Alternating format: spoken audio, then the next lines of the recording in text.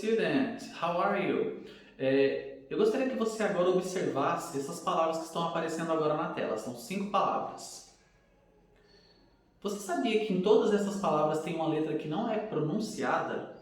Você saberia dizer qual é essa letra?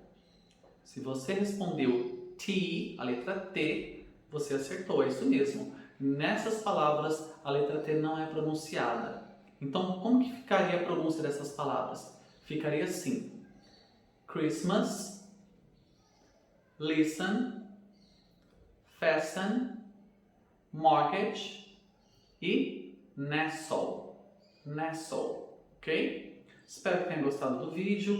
Curte, comenta, salva, compartilha e, claro, segue a nossa página, tá bom? Bye, bye!